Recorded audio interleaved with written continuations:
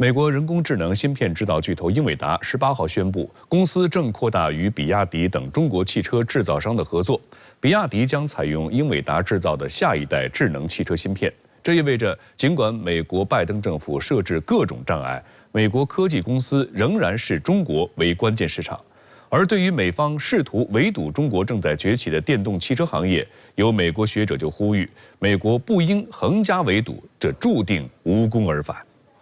Today, we're announcing that BYD, the world's largest EV company, is adopting our next generation. It's called Thor.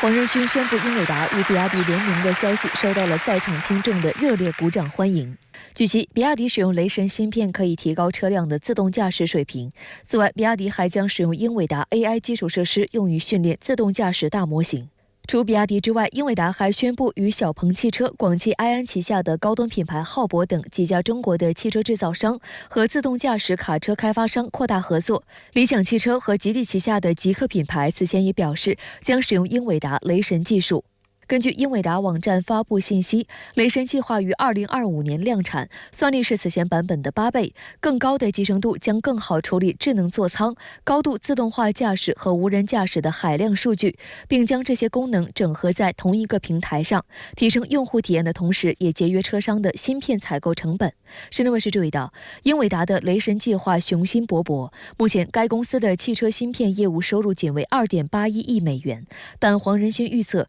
这一市场的潜在规模将超过3000亿美元。2023年，世界新能源汽车销量1428万台，中国独占63.5%。这意味着哪家芯片制造商能获得中国新能源汽车制造商的订单，就会获得更多的利润。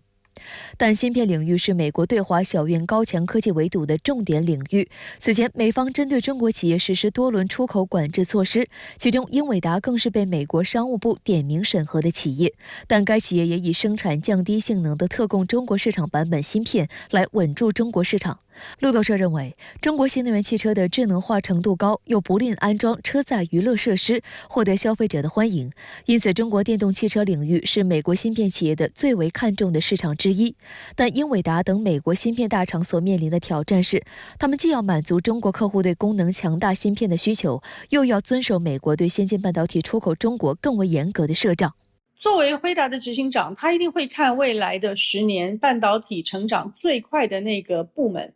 那最大的部门就是电动车，还有所有的自动驾驶类似的。那么他在这个部门里面寻找他最大的份额以及最高的附加价值，绝对是辉达重要的战略决定。同时呢，这个战略决定应该可以不受到美国对于那种极小的晶片、极高算力的晶片的那些限制，因为极小的、极高算力的这2个问题，对于一个非常庞大的车体来说并不重要。实际上，受美国政府打压的影响，英伟达的中国市场呈现萎缩的迹象。财报数据显示，虽然该公司去年的总营收大涨，但在中国区的第4季度营收增幅仅为个位数，仅为其全球市场256%增长率的零头。财务分析研判，2024第1季度也将延续这一趋势。未来中国业务能否保持以往在英伟达总体销售占比20%到25%的规模，资本市场对此并不看好。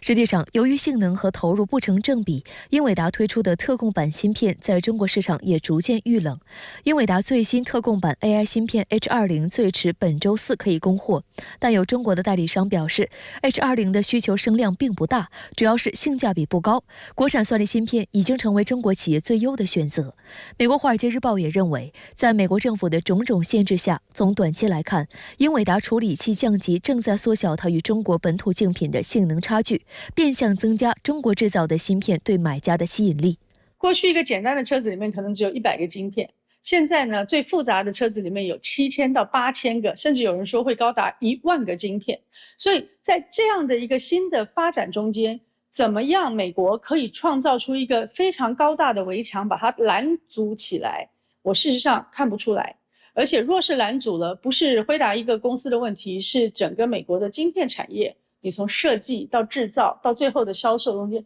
全部都会出问题。那么美国是不是就要把自己放在这整个产业的发展之外呢？对美国的产业真正好吗？